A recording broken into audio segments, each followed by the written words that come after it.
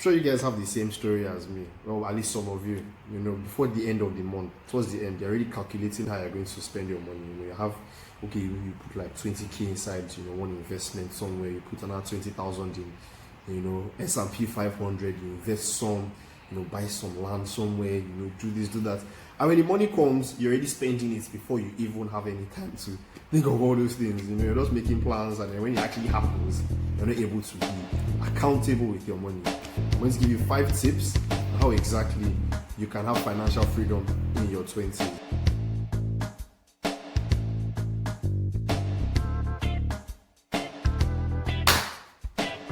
Hey guys, how's it going? It's your boy Kodi once again with another YouTube video. Today we'll be talking specifically about finance, personal finance.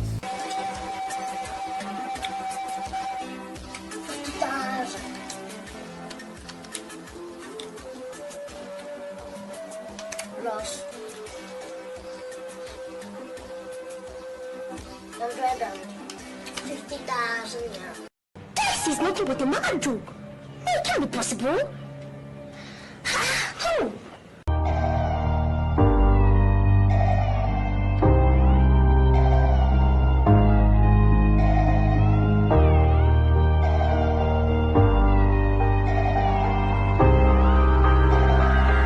Exactly. So you've seen it. First of the month you are blowing cash, spending money. Second, third, fourth, fifth, by the 7th, the 8th, you're like, what's going on? Where the money? Where the money go to?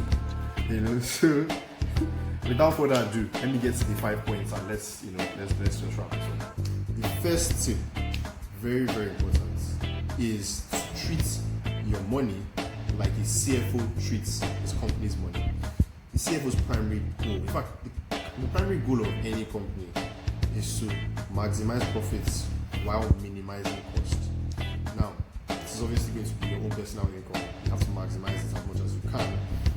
Different side hustles, your job, like you have a 9 to 5, if you have a 9 to 5, different investments you have, and all of that, while minimizing your costs, your expenses, fuel expenses, transportation, feeding, clubbing, all of that. And I think it's really important to do this because the expenses especially, you don't know when they just accumulate. Imagine if you buy cookies every day, Maryland cookies, you get Maryland cookies. So that's about 300 naira. And you're like, nah, it's not a big expense, I'm earning 300,000 naira. So 300 naira should be an issue for me. But then multiply that 300 naira by 30 days, that's 9,000 naira. 9,000 naira times 12 months is 108,000. Imagine if you invested that at the end of the year, you saved that money, invested it somewhere. 2-3 years down, and that's like 150 to 200,000 naira, which is good money. So you really need to gauge. It's important to have a budget, but we'll get to that. But basic points is minimize your cost as much as you can. Maximize the income that you're making. Point number 2 is to track every single expense. I think it's extremely important to at least have a budget of how much you're going to spend, so you're able to see your money as it's leaving your account. Actually, you know where exactly the money is going to, because sometimes during the month we're like, where the hell did our money go to? And I think that's because we don't account for every single naira that we spend. So that budget is very important. So a possible way to track every single expense is through Google Drive. Google were kind enough to create a template on Google Sheets that actually allows you to track your expenses and your income too. So as money comes in, you put it there. As you spend money, you put it there. And then it's created enough formulas and all of that to allow you to budget everything, to see how much you're spending against how much you actually wanted to spend at the beginning of the month. I think it's excellent, and it will be in the link below. Hey guys, so I quickly want to show you around the budgeting app or budgeting sheet on Google Drive. So as you can see, it's on my home screen, so it's easy to access. When you have any transactions, you just simply quickly go here, and at the bottom right corner of my screen is my budget app.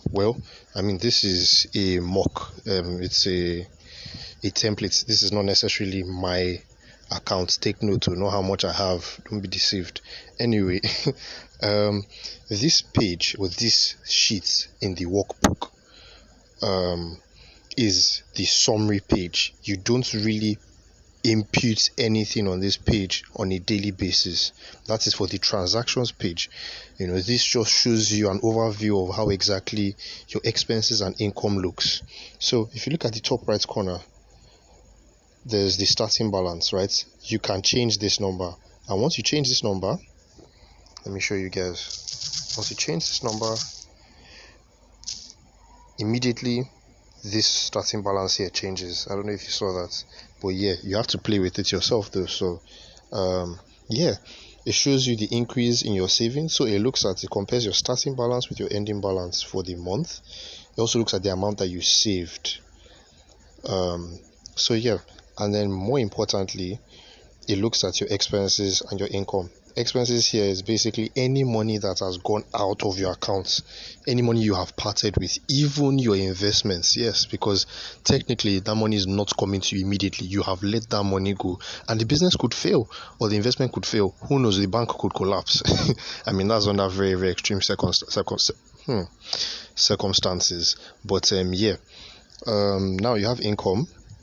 Income is basically any money that comes into your account. It could be from interest, it could be from salary, it could be from business, your profits from whatever. Basically, any money that comes into your account. Now, on this page, you can change the planned budget. So, let's say you plan to make in rental income 2 million naira. You can put that so that when your actual comes in, you can see the difference between the actual and the planned. The same thing for expenses. You plan to spend 50,000 naira on going out in a month. The actual will show up, and then you can see the difference. Let me show you how the actual actually comes out. It is on the page where you post your daily transactions, and this is that page. So on this page, you simply put in the amount you spent, you explain what it was for. Let's say now you want to do 5,000 naira, right? By the way, ignore the dollar sign. Yes, it's dollars, but you can, there's no naira sign on Google Sheets, unfortunately. So description: out for dinner. Simple. And then the best part about this is once you click here, right, you can actually see the different sections, so that when you open this up and you click this and you go back to the summary page, you can see that going out has changed. Just look at that. Imagine the amazing formulas of Google. This is not a sponsored video. I just think that this is a very useful tool. As you can see, the numbers change. Now obviously these costs here, the expenses rather, are varied, right? So for fixed expenses that you have every month, like your data, your Deezer, or your Spotify subscriptions, or your cutting your hair every month, or making your hair, those things, this is where I would put those things. So these are fixed expenses for me. So basically I'll total this up and put these all together in one section in the summary, so that I just put that amount and then I try to spend within the planned budget, so that at the end of the month my expenses, my actual spend is not up to, or is no more than, the planned spend. I hope you guys get this brief summary. If you guys aren't clear on this, you can always ask me any questions on this on WhatsApp or Instagram or anywhere you want to be honest, even YouTube.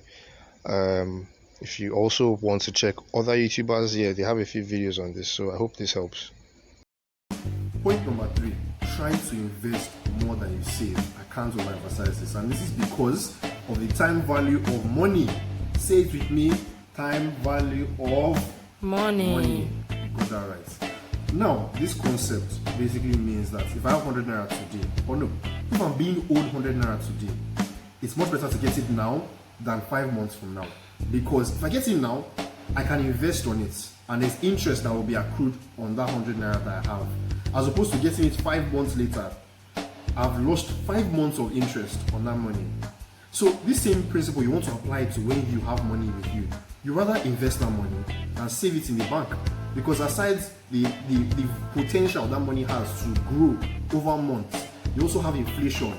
So the interest rates in the bank should be between 0 to 2%. you're leaving your money in the bank, there's inflation on it, then there's also the potential you could have gotten from investing that money in safe investments like bonds, like treasury bills. So you really don't want to lose out on the potential that your cash that is lying fallow has. So always remember to invest more than you save. Obviously, we all need savings. You never know the emergencies you could have. I'd advise have at least 30% in cash. The remaining money that is your savings should be pushed into any kind of investment, be it cowrie wise or piggy vest or any other investments that you may know of. Point number 4. Carry one note to work. Now, what do I mean by this? I mean carry exactly the amount you need to work. Don't carry more than, don't carry less than. So what I usually do is when I get paid, if I have any money I need to save, I put that aside. And if I also I know the exact amount I'm going to spend that month. That includes, going out, eating, random things, data, transportation. I know the amount I need, and I take that amount out so that when I'm going to work, I'm not going to now let me withdraw. I'm like, okay, this is how my card. Let me also go and buy this here or order this item and let them have it. Let them bring it to me. And this also prevents me from buying random. So I also bring food from home. So that also helps me cut costs. So I know that 1,000 naira note I have is the exact amount I need. This is just to prevent yourself from spending any more than you need. Point number 5. Save before you spend. Don't spend before you save. This quote actually was coined by the amazing investor Benjamin Graham. He was Warren Buffett's mentor. He also taught Warren Buffett at Columbia University, I think. So yes, save is the word, but I'm sure he actually meant to invest before you spend. This is basically for anybody that earns a salary or earns any kind of income. Once the money comes in, before you spend the money, account for some savings or some investments, or you do anything to the money. If not, you're going to end up spending into the money that you could actually have invested. Aside that, when you save an amount and you have a certain amount remaining, it also kind of makes you realize that you can actually do with less.